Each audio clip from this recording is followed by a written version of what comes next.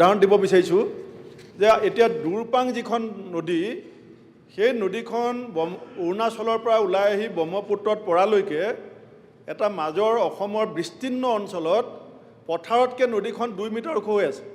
মথাউৰি ভাঙিব পৰা নাই কাৰণে মথাউৰিৰ মাজতেই অৰুণাচলৰ পৰা পাহাৰ স্খলনৰ কাৰণে হোৱা খহনীয়াখিনি মথাউৰি দুটাই ধৰি লৈ পানীখিনিৰ সৈতে বৈ আছে, কিন্তু নদীখন পথাৰতকৈ 2 মিটাৰ ওখ হৈ গ'ল। দ্বিতীয়তে মই আপোনাক আৰু এটা উদাহৰণ দিছোঁ, ডিক্ৰং দলং যিখন বিহপুৰীয়া টাউনৰ কাষত আছে। ডিক্ৰং দলঙৰ যেতিয়া বনাইছিলোঁ 1972 চনত, তেতিয়া খুঁটাটোৰ দৈৰ্ঘ্য আছিলে 11 মিটাৰ। এতিয়া নামি গৈ পেলাই যদি চাওঁ আমি দেখিম খুঁটাটো 3 মিটাৰ ওলাই আছে, অৰ্থাৎ আপোনাৰ 8 মিটাৰ ইতিমধ্যে খুঁটাটো পোত গৈছে। সেইকাৰণে মই আমাৰ ইয়াতে মাননীয় সংসদীয় পৰিক্ৰমা মন্ত্ৰীও আছে, বিভাগীয় মন্ত্ৰীক, এইটো অকল ফাইনেন্সিয়েল পাৱাৰৰ কথা নহয়, ইয়াত উইল পাৱাৰ এটা লাগিব। মই সেইকাৰণে এটা আহ্বান জনাইছোঁ আৰু এটা প্ৰত্যুত্তৰ বিচাৰিছোঁ চৰকাৰৰ পৰা যে অৰুণাচলত ধাৰাসাৰ পাহাৰ স্খলন আৰু গোটেই গছ কাটি তহিলং হোৱাৰ কাৰণে তাত যিটো ভূমিস্খলন হৈ আছে, সেই ভূমিস্খলনৰ গোটেই ভাৰটো উত্তৰ অসমৰ এই 11-12খন নদীয়ে গ্ৰহণ কৰিবলগীয়া হৈছে। গতিকে এইটো হয় ভাৰত চৰকাৰৰ লগত, নহয় অসম চৰকাৰ অৰুণাচল চৰকাৰে কথা পাতি যদি ইয়াৰ এটা দীৰ্ঘম্যাদী ফলপ্ৰসূ উপায় নুলিয়ায়, তেতিয়াহ'লে কিন্তু মথাউৰি আমি যিমানেই শক্তিশালী নবনাওঁ অধ্যক্ষ মহোদয়, যেতিয়া নদী পৃষ্ঠ 2 ফুট পথাৰতকৈ ওপৰলৈ যাব, তেতিয়া ইয়াৰ পৰা এটা প্ৰত্যাহ্বান সদায় থাকিব। সেইকাৰণে মই মন্ত্ৰী মহোদয়ক অনুৰোধ কৰি জানিব বিচাৰিছোঁ যে এনেকুৱা এটা দীৰ্ঘম্যাদী আৰু স্থায়ী সমাধান সূত্ৰ, নদী খনন বিষয়ে পাহাৰৰ স্খলন বন্ধ কৰা, এই ধৰণৰ এটা সমাধান সূত্ৰত আমাৰ চৰকাৰে আগভাগ ল'ব নেকি, মই এইটো জানিব বিচাৰিছোঁ। মানে ৰিভাৰ বেড ওফন্দি আছে, ৰিভাৰ বেড দৈনিক ওফন্দি আছে, এইটো সন্দৰ্ভত। মাননীয় অধ্যক্ষ মহোদয়, মাননীয় সদস্য জ্যেষ্ঠ সদস্য ভূপেন কুমাৰ বৰা ডাঙৰীয়াই যিখিনি কথা আমাৰ সদনত জনালে, আমাৰ উপনৈসমূহৰ সকলো ফালৰ উপনৈসমূহবিলাকৰ কেৰেক্টাৰিষ্টিকবিলাক বেলেগ বেলেগ, আৰু অৰুণাচলৰ পৰা যিবিলাক উপনৈসমূহ আহে সেইবিলাকৰ চিল্টেশ্যনৰ বেছিকৈ আহে, আৰু নাগালেণ্ডৰ পৰা যিখিনি আহে আমাৰ বহুত বেছি চিল্টেশ্যন তেনেকৈ নাহে। সেইকাৰণে আৰু অৰুণাচলৰ যিখিনি নদী ভয়াৱহভাৱে খুব কম সময়ৰ বাবে আহে, কিন্তু যথেষ্টভাৱে তাতে পলসৰ পৰা আৰম্ভ কৰি বালিৰ পৰা আৰম্ভ কৰি বহুখিনি এনেধৰণে লৈ আহে আৰু গোটেই ডাউনষ্ট্ৰীমটোত জমা হৈ যায়গৈ। আৰু যিহেতু এই পানীখিনি অনবৰত নাথাকে, সেইকাৰণে শুকাই যোৱাৰ লগে লগে গোটেই নদী বেদটো ওপৰলৈ প্ৰত্যেক বছৰে গৈ থকা মই নিজ চকুৰে দেখিলোঁ। এইবাৰ যেতিয়া মই ডিক্ৰং আদি অঞ্চলত আমাৰ মাননীয় সদস্য উৎপল বৰা ডাঙৰীয়া আছে, আমি এখন নদীলৈ গৈছিলোঁ, নদী ঘৰৰ মাজেদি বৈ যোৱা নিচিনা এটা পৰিৱেশ হ'ল। কাৰণ তাৰ ঘটনাটো হ'ল আমাৰ এয়াৰপৰ্টটো নিৰ্মাণ কৰাৰ কাৰণে অৰুণাচলত তাৰে চেনেলকেইটা ডাইভাৰ্ট হোৱাৰ কাৰণে একেটা অঞ্চললৈ অহা আমি দেখা পালোঁ। আমাৰ ইয়াতে চিন্তা কৰিবলগীয়া কাৰণ আছে, আমি কিছু বৈজ্ঞানসন্মত তাত পৰিকল্পনা কৰিব লাগিব। আৰু আমি এই নদীসমূহত চেকবান যদি আমি দিওঁ, চিল্টেশ্যনটো কমাব পাৰোঁ, অকল পানীখিনি আনিব পাৰোঁ, তেনেকুৱা কৰিব পাৰোঁ নেকি, সেইখিনি আমাৰ যিসকলে ইয়াক লৈ জড়িত হৈ আছে, যি টেকনিকেল টিমে এই কথাবিলাক চোৱা চিতা কৰিছে, তাৰ এটা ডাঙৰ আলোচনা হোৱাৰ বহুত প্ৰয়োজন আছে। কাৰণ অকল মথাউৰিয়ে এখন নদীৰ বানপানীৰ সমস্যা সমাধান কৰিব নোৱাৰি, মথাউৰিৰ লগতে ৰিভাৰ বেডটো কেনেধৰণে কি ধৰণে আমি ৰাখিব পাৰোঁ, বা চিল্টেশ্যন হোৱা নদীসমূহ কেনেধৰণে আমি নদীখনো জীয়াই ৰাখিব লাগিব, আৰু বাকী যিবিলাক আছে আমি সেইখিনিও যাতে কাম কৰিব পাৰোঁ, কি পৰিকল্পনা কৰিব লাগিব, আমি তাৰ বাবে আমি নিশ্চয় আলোচনা কৰিম।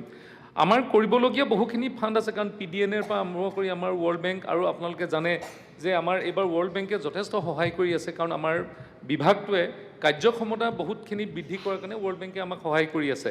আমি ভাবিছোঁ যে অনাগত দিনত আপুনি কোৱা যিখিনি সমস্যা, সেই সমস্যাবিলাক আমি কেনেধৰণে কৰিব পাৰোঁ, আৰু এতিয়া MGNৰেগাৰ জৰিয়তেও আমি বহুখিনি খনন কৰিব পাৰোঁ। আজি এতিয়া MGNৰেগা নহয়, VBG ৰামজিৰ জৰিয়তে আমি কৰিব পাৰোঁ।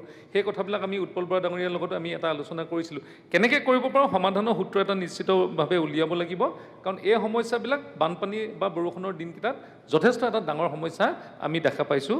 আৰু মই মাননীয় সদস্যগৰাকীক আশ্বস্ত কৰিব বিচাৰিছোঁ যে তেখেতৰ সমষ্টিত ডিক্ৰং নদী আমি বহুকেইটা প্ৰজেক্ট হাতত লৈছোঁৱেই, আৰু এইকেইটা সম্পূৰ্ণ হোৱাৰ পিছত আৰু আপুনি কোৱা যিখিনি আমাক দিয়া যিখিনি ছাজেশ্যন বা আপুনি যি কৈছে, সেইখিনিও যাতে আমি কৰিলে অন্ততঃ ৰাইজ যথেষ্টখিনি সকাহ পাব বুলি আমি আশা কৰিছোঁ।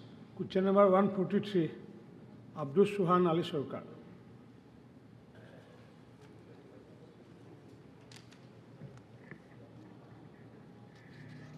স্যাৰ, উত্তৰ সদনৰ মজিয়াত ৰখা হৈছে।